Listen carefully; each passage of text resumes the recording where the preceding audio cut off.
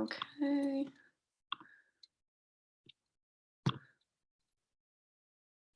And let me put this down here. All right.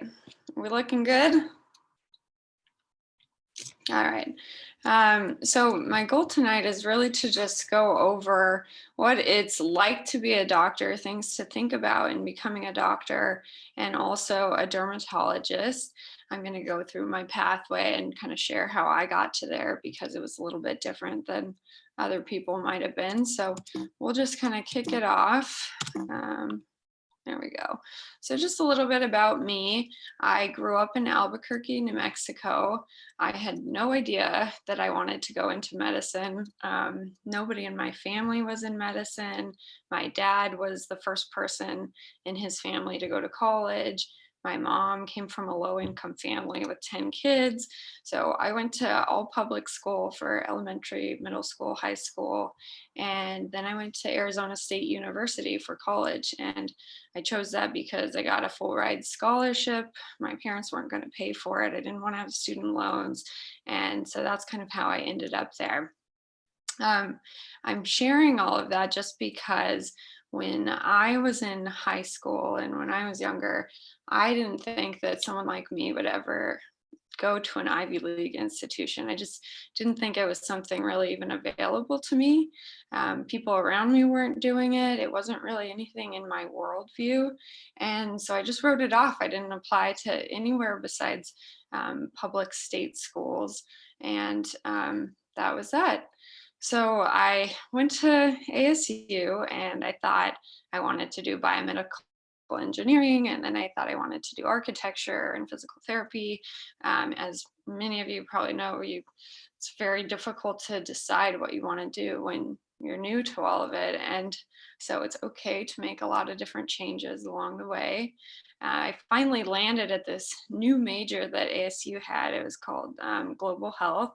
So I was the first cohort to actually do that, and I was drawn to it because it was looking at health from a perspective of not just international health, but actually health, looking at socioeconomic factors and the environment and culture and mental and emotional things that shape people's health, and not just the science and the medicine. So that was how I started getting interested in medicine.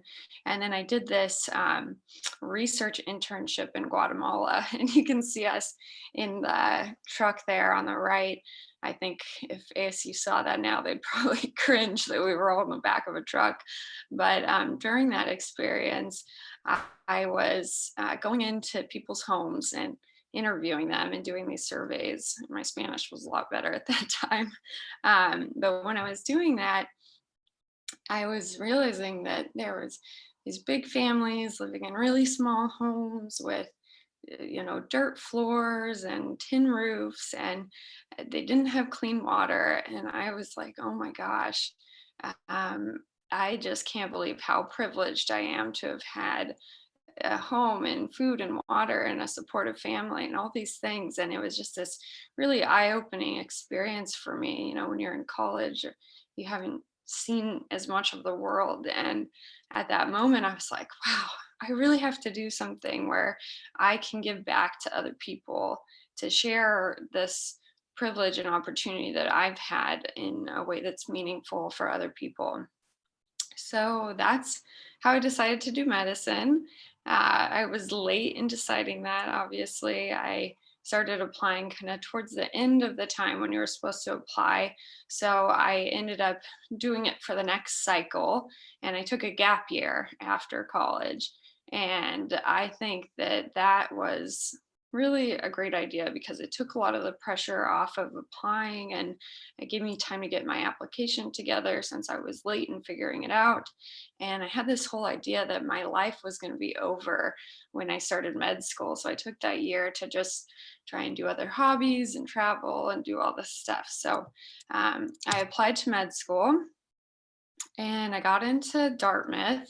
It was the only Ivy League school I applied to. And I think I applied because they had a really strong global health program. So you can see me and some of my colleagues there in the top right. That was when we were first learning how to do flu shot injections as first years.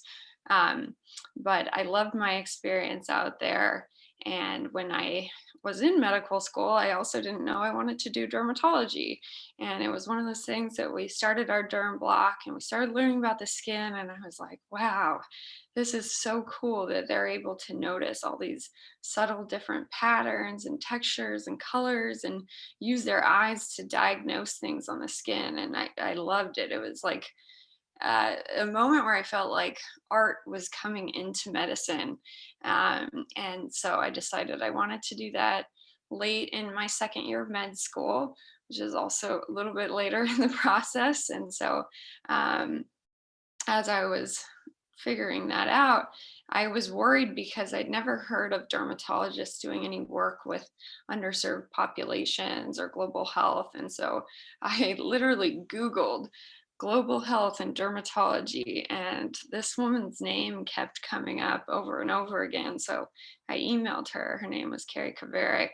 And she started telling me, like, no, you can absolutely do dermatology and global health. There's people all over who actually really need dermatologists and don't have them. And it was really eye-opening to see that there was such a need for dermatology. And I think it's kind of glamorized in social media and all these things, but there's a lot more to it. And this woman really opened the door to that for me. And she said, well, actually, I take a research fellow each year, and she has a clinic in Botswana in Africa that she ran. So she offered the position to me, and I took it. And so I took a year between my third and fourth year of medical school. I took a gap year and I lived in Africa and I did research, and we were looking at telehealth and trying to provide medical, you know, teledermatology and telehealth from these remote rural areas and the city centers. So that picture down on the bottom right is with some friends that I made while I was out there. And we were at the salt pans in Africa. It was beautiful. If anyone is in med school or you're going to med school and you're trying to decide if you want to do a gap year in med school, I highly recommend it. It also was a great time to really boost my application to get into dermatology. And I am very confident that that was part of what got me into dermatology residency because it's a very competitive field. So the long journey continues. So I matched in dermatology at Brown, which is in Providence, Rhode Island. It's a 3-year program. But before you can start your dermatology residency, you have to do a year in general medicine first. So I did that in California. And then as the theme continues, I started realizing that I loved surgery, and it was more of that feeling of this art in medicine. And there's a lot of design and working with your hands when you're doing Mohs surgery, which is a specialized type of skin cancer surgery where you remove high risk tumors on high risk locations. So, like people's face, their hands, genitals, and you have to do these reconstructions like plastic surgery. And I just fell in love with that. And that was also towards the end of my dermatology residency. I had no idea I would want to become a surgeon until the very end. And so I scrambled to get together my application and I applied for Mohs, and I got into a fellowship at one of the programs in Harvard, and I am in that right now. I have about 3 months left, which is really exciting. And then after that, I'm going to go to a private practice in Wyoming, actually, in Jackson, or Jackson Hole is. So I just figured that out. So that's kind of the background and the long wind of how I got to where I am.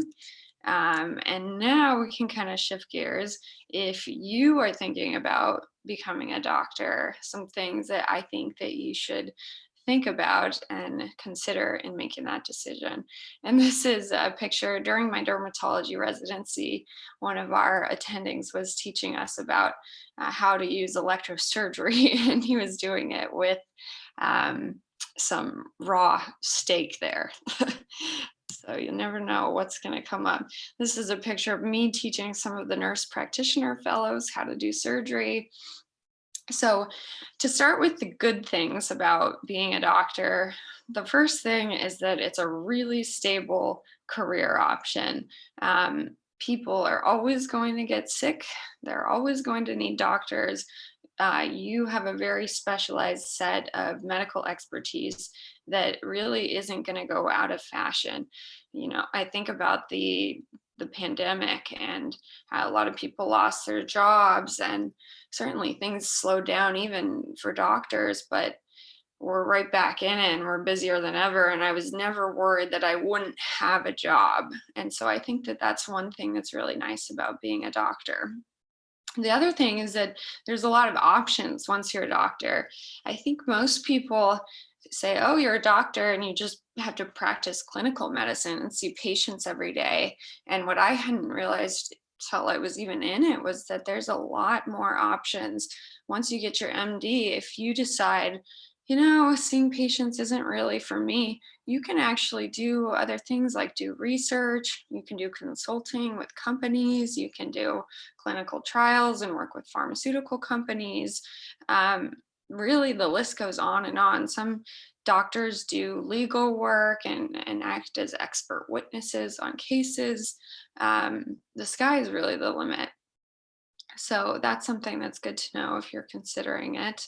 The other thing is it's a life experience that no one else will ever have in the way that doctors and other people in the medical profession have, because you are seeing a window into people's lives that really they don't show very many people. And so you meet people from all different backgrounds, all different walks of life, and it's fascinating. You get this well-rounded perspective of the world that you wouldn't ever see, and you share really intimate moments with people. So that is something that I just can't think of anything in my life that has felt so monumental in that way. The other thing is that as a physician, you do get a lot of honor and respect. It's a respected profession.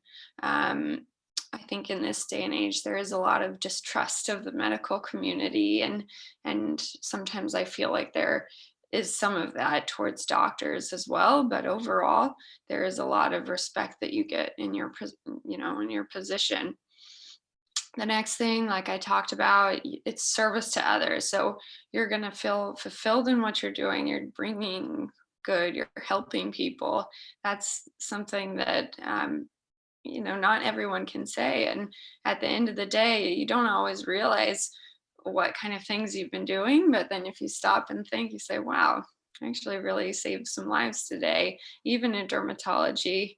Um, and then the final thing that I would mention is that it's obviously very intellectually stimulating. So you're always learning, even when you're out of training, you're learning new things every day. You're always going to look things up. Um, there's always new problems. It never gets boring. And so if you're someone who really likes to think and solve problems and kind of challenge your brain, then this is a good profession for you. So we can't talk about the good without also talking about the bad. And I think people realize some of this, but it's good to know going into it. This was a picture that I took actually when I was pulled to work on inpatient medicine while I was a dermatology resident. So it was after I hadn't practiced medicine in a few years. And I went back to work on the medical floors, and those are some really long, challenging hours. And so I would say the things that are tough about medicine is that obviously it's a long pathway to get there. You invest a lot of your time in your life in getting to your job. It's 4 years in med school, and then you have at least 3 years in residency, depending on what you want to do. It's often more. It's challenging. You work really long hours. Um, Sometimes you're on a 24-hour shift every other night. You even in dermatology and what I'm doing now, I work 12-hour days pretty regularly. Excuse me. So it's tough, it's exhausting. It's also emotionally challenging. As you can imagine, you're in these really tough circumstances with people, which are often some of the hardest times of their lives, and people are going through a lot, and sometimes they can take that out on you. But also, it's hard not to take home some of your patient's sorrows at the end of the day. It's tough. Um, and mentally challenging, we talked about. Sometimes it's good to be mentally challenged, and really stretch your brain, and other times you think it would be nice to just relax a little bit. The administrative burden is growing for physicians, and many of us are spending hours every day doing charting.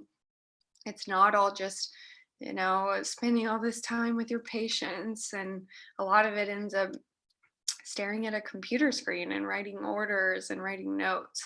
And then the last thing that I'll mention for that is social sacrifices. And it can be really hard when you're in your early 20s in med school and you're seeing your peers doing all these fun things or getting their jobs, and you have to say no to things. You have to say no to weddings, you have to say no to other family events, or sometimes you can't go out because you have to study. So all of those things can add up, and it's tough.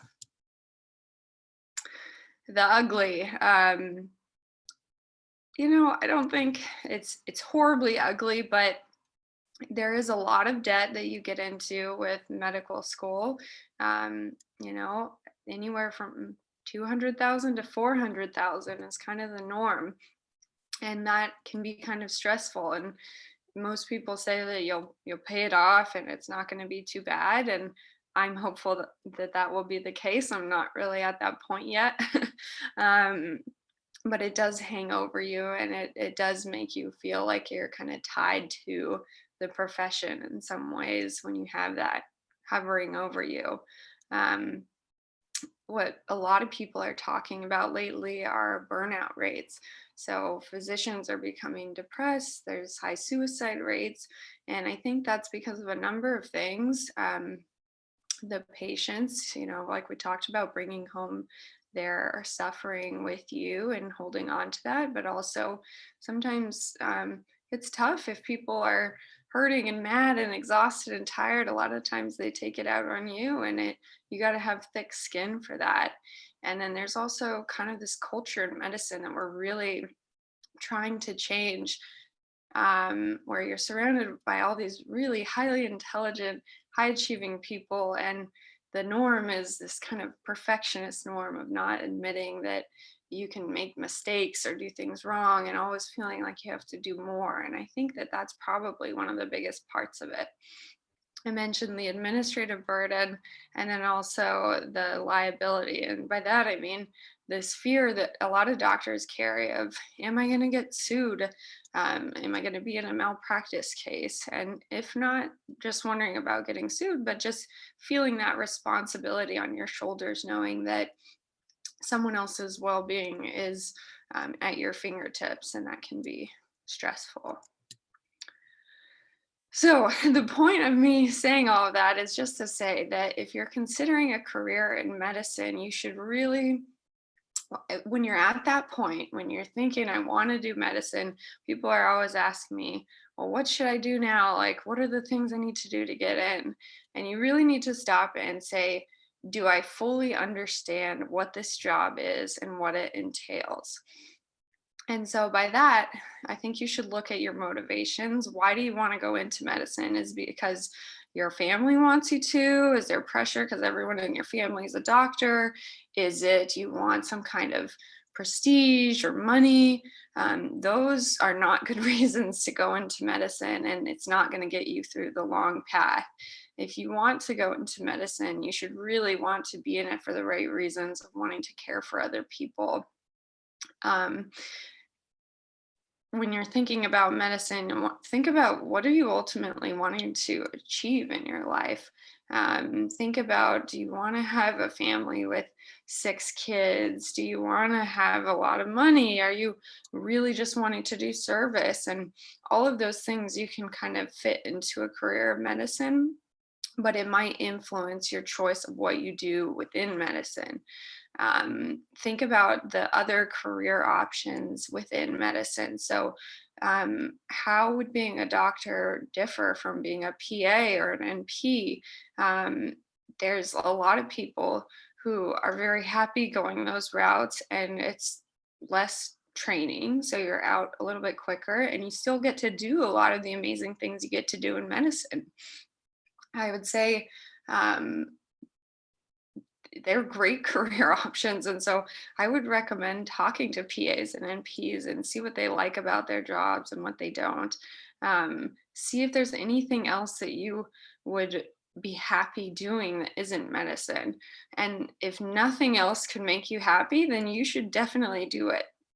But just talk to people, talk to residents, talk to med students, talk to doctors who've been in practice for 5 years, talk to people who've been in practice for 30 years, because you're going to get lots of different perspectives. And you just got to source other people's knowledge to make sure that you're committing to this really long journey, knowing what you're getting into. I'm not going to go too in depth with this because I think a lot of getting into medical school, you can look online and find forums and all that. But the point here is you can't be lazy like my dog. You have to really put in a lot of work and time and energy into getting good grades and test scores. Obviously, you want to get some kind of research, volunteer work. The volunteer work is good because it will help you get a sense of what it's like to be in that environment and if you really like it. And then get good recommendation letters from your professors, from the people that you work with. Try and let people get to know you so you can get a strong recommendation letter. That's really going to make you stand out. And then the other three are things you may not read about all the time, but when people are interviewing applicants for medical school, they're often looking for, does this person seem like a leader? As a doctor, you really have to lead the team and you have to be the one to be able to delegate people and stand up and say, this is what I think we need to do. And so they're looking for people who display leadership qualities. They're looking for people who have grit. So, are you going to be resilient? Are you going to be able to make it through this exhausting process? And are you going to be the co-resident who's helping out and the one showing up? Are you going to be the one who's calling in all the time and slacking on your duties? And then they're also going to be looking for your motivations and wanting to find people who are in it for the right reasons. um, so on that note, I just wanted to stop and share another pearl that I've learned along the way. So you're going to be thinking about your test scores and everything that you're doing, and looking at everyone around you, and people will be talking about it. And it's really easy to get sucked into comparing yourself with other people.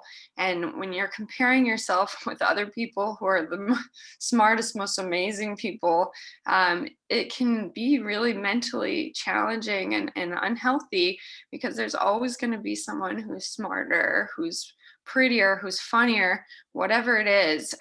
So I would say comparison is the thief of joy. Just don't compare yourself to others. Just do your best, and you'll be much happier because of it.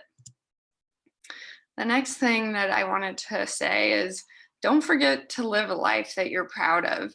I talk to a lot of students who are getting so worked up by hearing all these things that they need to do to get into med school, and it's like they're not even giving themselves a chance to live in college and in high school, even, because they're so set out on, I got to get on this path and do all these things that I need to do to be a good applicant. But really, um, you want to still be living your life and not losing sight of the things that make you feel good and make you feel like you're truly living. And I always feel like I have to remind myself of this throughout my whole journey, because it's way too easy to just get sucked into, being concerned with if you're doing enough and doing more and getting engulfed in your job and your achievements. So just keep reminding yourself that when you look back, you want to have memories, you want to have a life that you're proud of. And on that note, um, I really have taken that to heart, and it's something that I feel like is really important. And all of these images were taken on adventures that I was able to incorporate into things that I was doing for medical purposes. So for example, on the top right, I was I was working on a Navajo reservation in Arizona. And so I managed to scoot up there to Monument Valley and have some fun hiking around. In the middle with the zebras, as you can guess, I was in Botswana. In on the one with the mountain and hiking, I was on a medical Spanish elective during my intern year, and I met this awesome girl who's an OBGYN resident now, and we hiked to the top of this mountain. On the far left and the top was in Australia. I went to Australia and worked with a renowned dermatologist for a month. And then I was able to go with my friend and take a week of vacation to drive up along the coast in a van. So those are just some examples of how you can still shape your medical career to have a life that's really exciting. And I think that was something that I frequently hear people saying, well, I don't want to go into medicine because I want to have a life. I don't want to just be working all the time. So I'm here to tell you that you can still have a life.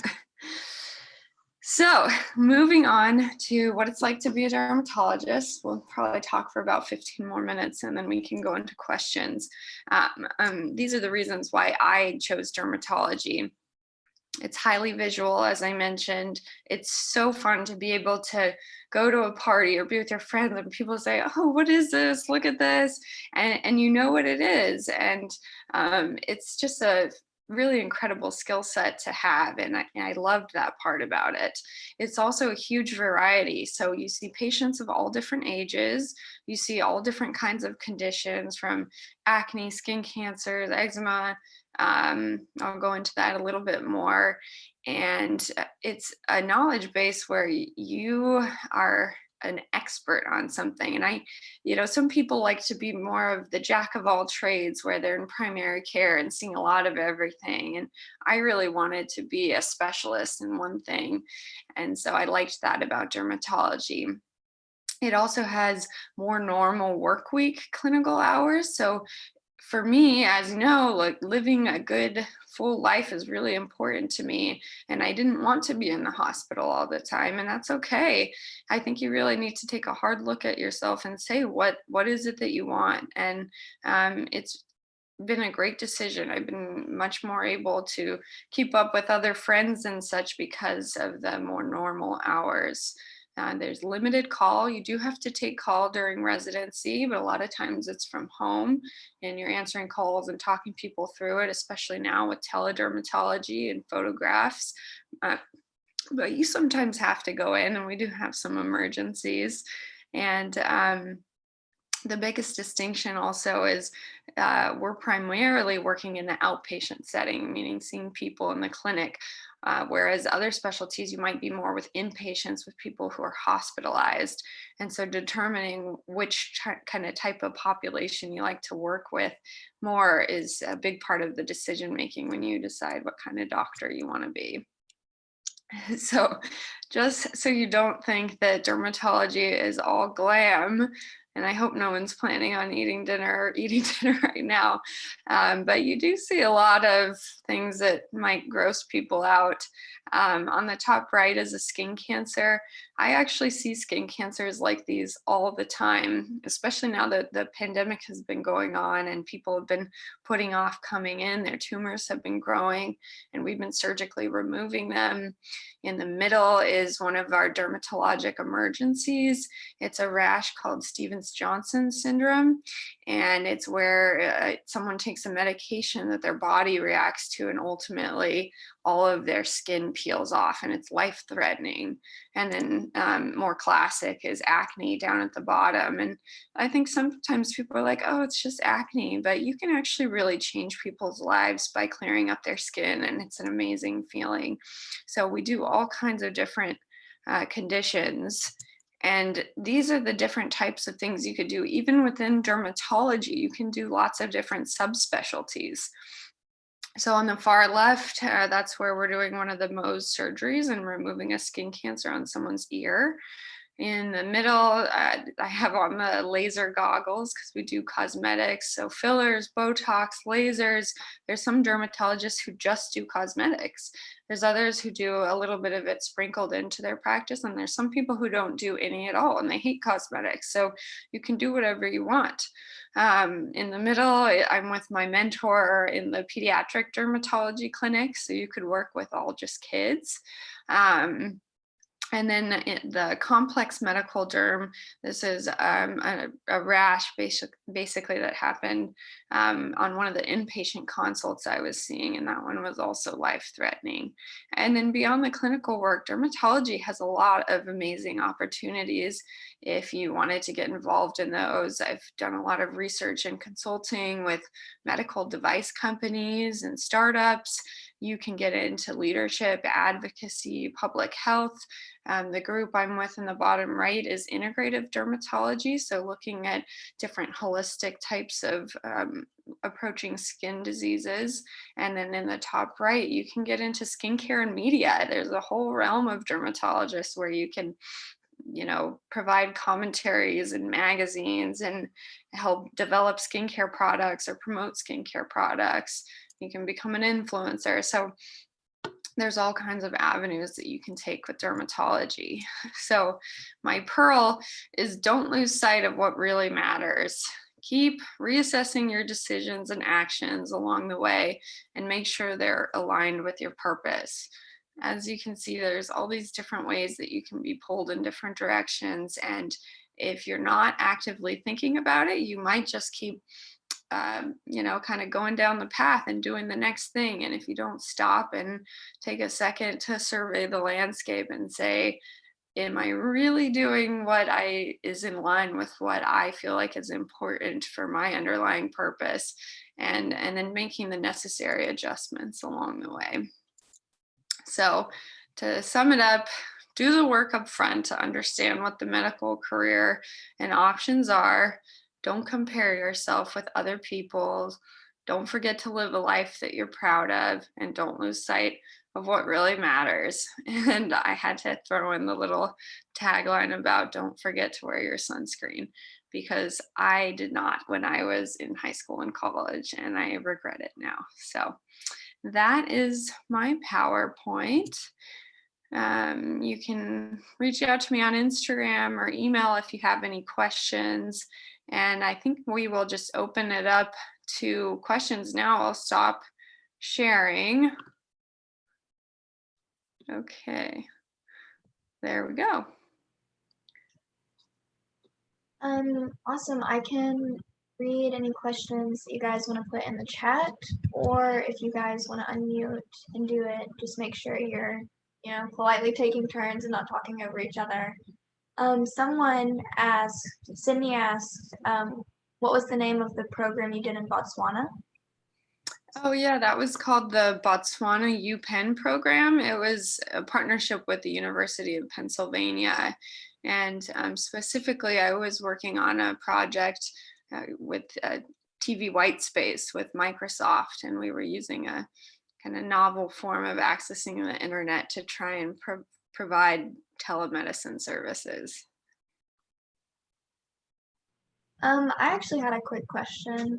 So you talked about looking at the PA or NP route as well. So what kind of steered you towards did you ever look at those, and what steered you away from them and all Yeah, that?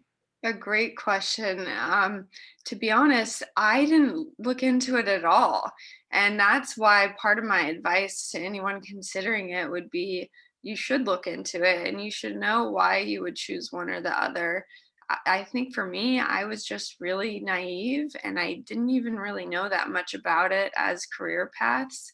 And I think that they are really good options.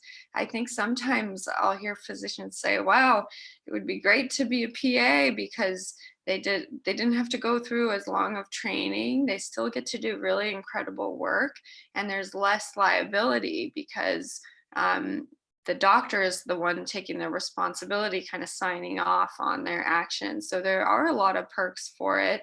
I think for me, in terms of if I had chose to do PA versus physician, I kind of like being in the more leadership role of that. And I do think that as physicians with that MD, you get to do a little bit more in terms of research and consulting and working with other companies. I think there's a little bit more that comes with that title.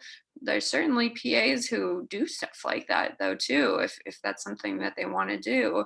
And then NPs, in some places they can work autonomously. They don't have to work with a physician. So that's another nice option where you can still have the autonomy and leadership. Um, Oftentimes, PA and NP might be more in like a primary specialty as opposed to becoming like a specialist in dermatology. But even as I say that, I know there's plenty of NPs and PAs who do their own specialty in those fields too. So I do think that they're worth considering and looking into. The nurse practitioner route, you have to do more of like the nursing school requirements first. And so it is a different pathway, and you have to look and see what you are interested more a little bit from that. But Awesome, thank you. Um, Carla asked, would you choose this route if you had a chance to do it all over again? that is an excellent question, Carla. So I have to say, there were many times in these past few years during medical school and residency where I almost quit. I really did. In medical school, I was like, as soon as I'm done with medical school, I'm gonna not do clinical medicine and I'm gonna go and do consulting. And then I was like, no, I like dermatology. Okay, I'll go into it. And then when I started residency, I was like, oh, I'm just gonna finish that, and then I'm gonna go into working with companies and doing these other things. And then I found Mohs surgery, and I was like, oh, this is it. This is what I love to do. So if you had asked me a few years ago, I might have said that I don't think I would do it again. And so that's why I think it's so important to talk to different people at different points in their career, because when you're in med school and residency and it's really hard and you're working your butt off, um, you might be thinking, why did I do this? And then it's when you get to the other side and you get a lot more of that, um, independence, and you get more choice over your schedule, and you get to be the one actually bonding with the patients a little bit more and taking more ownership, that I've found that it's felt a lot more fulfilling, and I've been enjoying it much more in the past few years than I did in the beginning of it. So I think if you talk to a lot of people too, they're all like, oh, the next year's better. The next year's better, which I find very frustrating way to live. But it has been true for me also that each year has gotten better and better. And now I would definitely not take it back. And then Um, there is a private question. Would you change anything about your career? What do you regret as well as appreciate most about your career? That's a really good question. I think what I appreciate most was taking the time to do the research year between my third and fourth year of medical school, because you get really burnt out because you're just working so hard, studying and working all the time. And it was like this beautiful breath of fresh air where I was able to step back and like kind of rejoin the rest of society and enjoy that. And I think what I appreciate now is just particularly doing surgeries and people being like, thank you so much for removing my skin cancer. I can't thank you enough. I mean, those moments are what you really live for as a doctor. So that's what I like the most. In terms of what I regret, um, hmm, that's a tough question. I think usually in my mind, anything that I regret, I usually try and spin it into some kind of positive way to not regret it. Um, I definitely I had a disappointment when I was applying into dermatology and I didn't match into the programs that I wanted to at first because I wanted to be in a different geographic area. And I had some regrets about how I went about making my match list and being strategic about that. But I guess I don't really have any other regrets about it. Awesome. So we have a couple more questions. Somebody asked, what did you do as a high school student? Any AP classes or any medical opportunities? So just if you did anything special during high school. Yeah, I did do AP classes. I didn't do anything medical because it was not on my radar at all. I specifically remember thinking, like, why would anyone want to do that? Um, so, yeah, I didn't do anything special. I mean, I got good grades. I studied and did all the work that I needed to do for high school. So I was like in the top of my class and I did obviously like the tests that we had to take, like the big exams. I don't even know if they're, it's been so long since I took them. But I did well on those. And I think, oh, I also participated in, like the student leadership groups. It was called Senate at our school. And so that was kind of the leadership things that I did. I probably did other things, but I don't really remember them anymore. Um, Somebody asked, oh, where'd it go? Do you think step one, becoming pass fail, will make applying for derm Hmm. harder? That's a really great question. I haven't thought too much about it. I think not necessarily. I think it could end up being a good thing because the problem with dermatology right now is that because it's so competitive, you have to get these super high test scores. And what people are finding out is that really high test scores aren't necessarily a good marker of who's going to be a good doctor and who's going to be a good resident. And for some people, I mean, I have some really good friends who just aren't good test takers and they're incredible clinicians. And so it's not really fair for those people to be having so much weight on those scores. So I think it actually could make things better, depending on what type of person you are. For the people who are like the best test takers and maybe don't do anything else, then it's going to be harder for them. But I think in general, putting less pressure on scores and more emphasis on the things that you do and how you contribute to the community and the groups that you're in is more important. Yeah, for sure. Um, Someone asked, what would you tell your younger self regarding this path?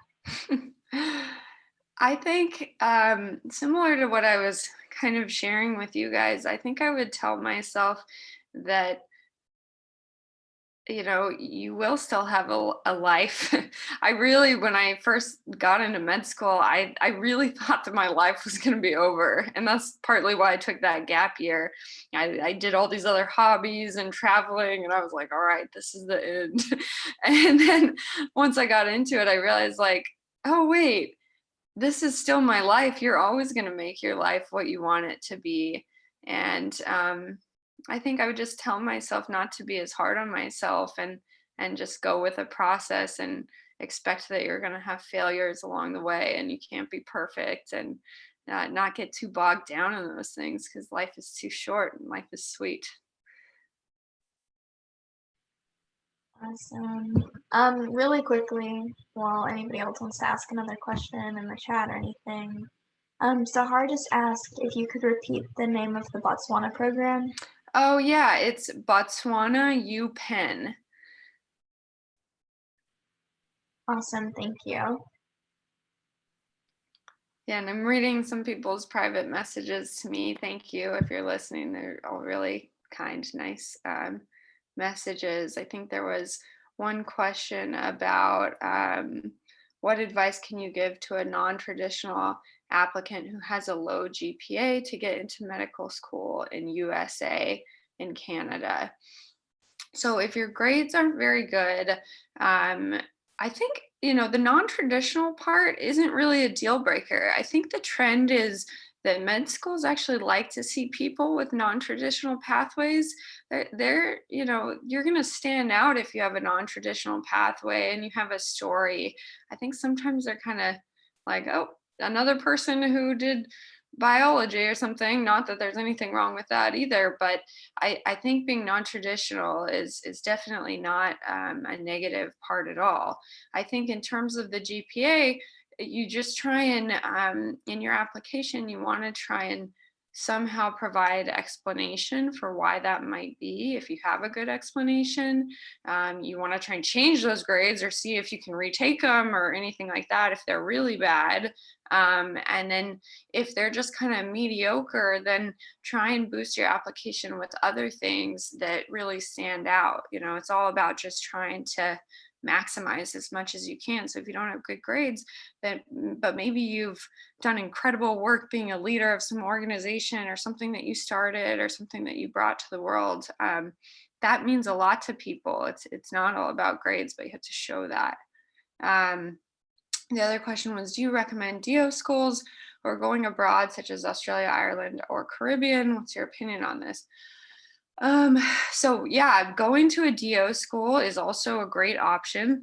I would say the main difference is that they also, and I'm sure there's DOs out there who are probably like, oh gosh, she's like not giving the best description of this, but the DO schools, I know they do a lot more like hands-on manipulation where they like almost like adding in more on the realm of chiropractic work, like they know how to do a lot of manipulations and stuff.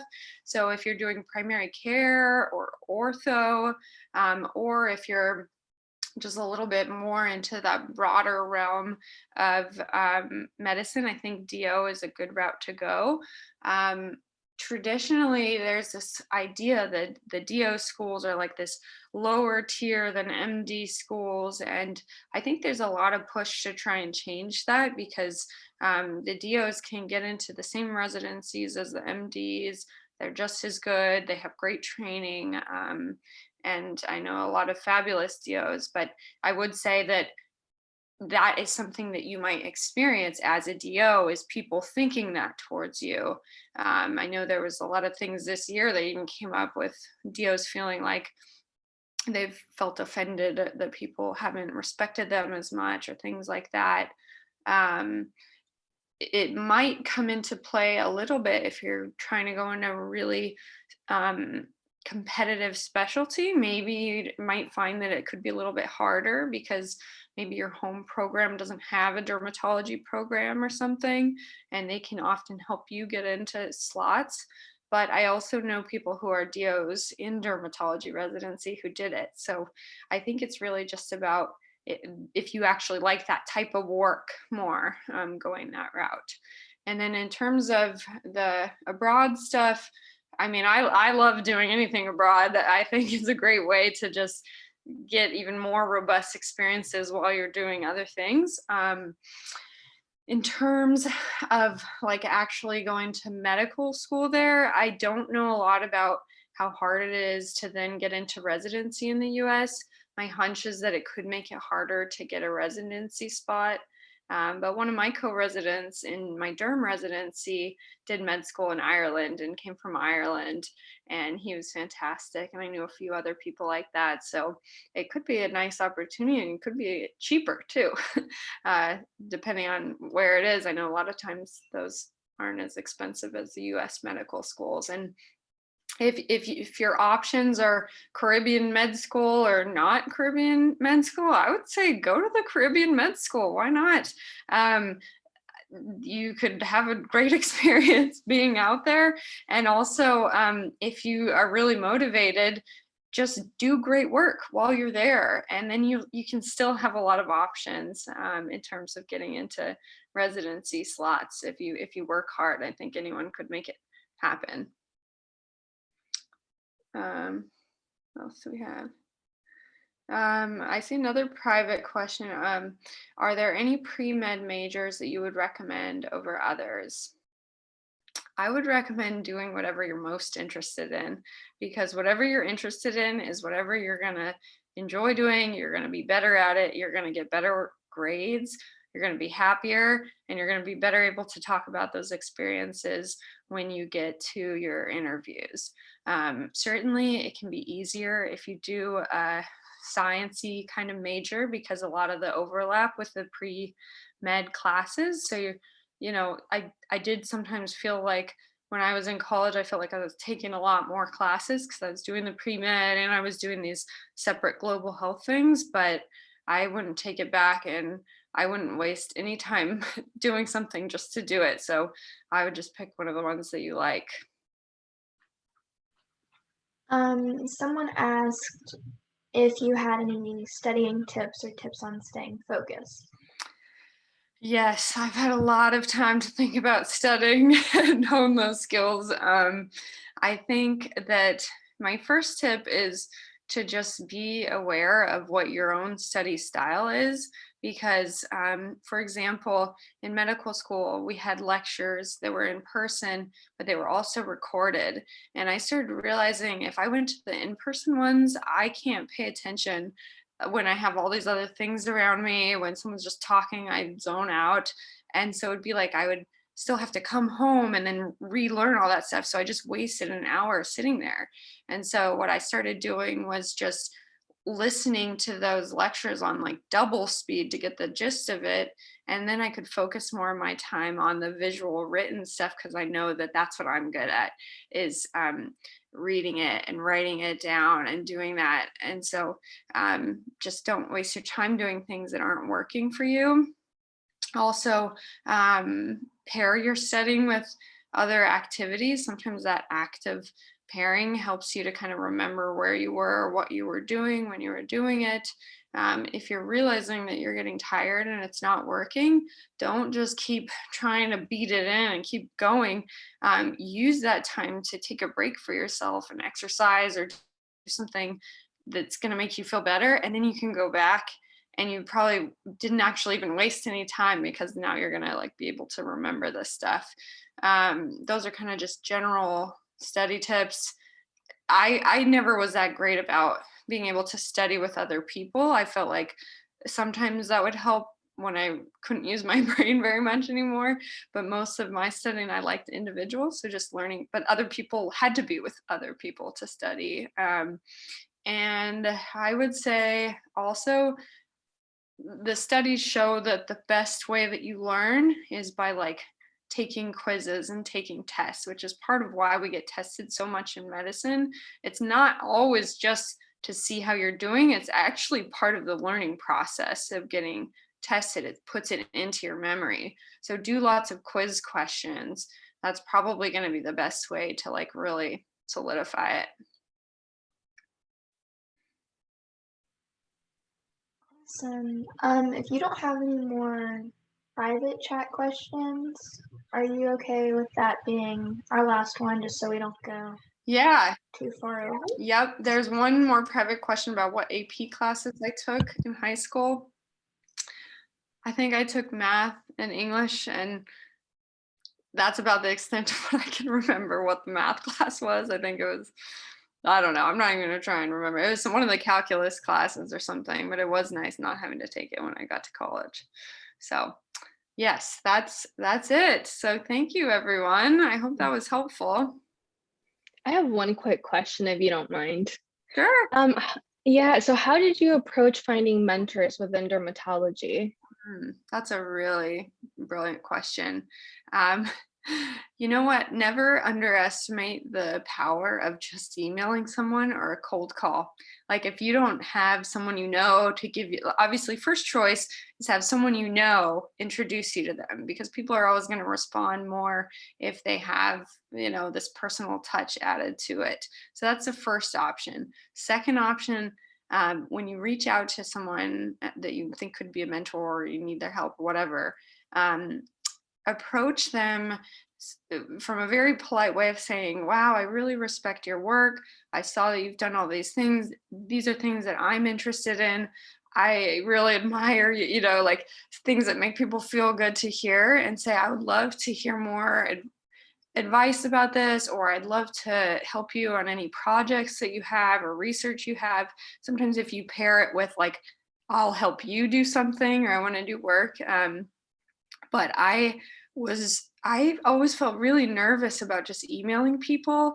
And I didn't think that, you don't, when you're not a doctor, like, oh God, like, or the doctor, but I've always been pleasantly surprised with how far just straight up asking someone. And most people are really excited to help and want to help. So, of Thank you. course.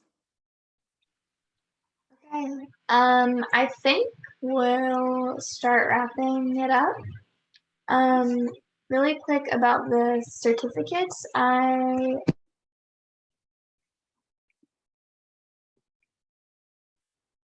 muted myself. So about the certificate, I sent the link in the chat, and all you have to do is click on it, fill out kind of your name, your email, and how you heard about us, and then within a week, we'll email you a document, and you just insert your name, and that's all you have to do. If you missed anything during today's session, or you want to watch a different one, or just hear something, it'll be up on our YouTube channel in a couple of days, probably tonight, but sometimes it's a little slow processing. So once again, thank you so much, Dr. Chavez, for joining us. It was fantastic, and thank you everybody else for joining us on your Friday night.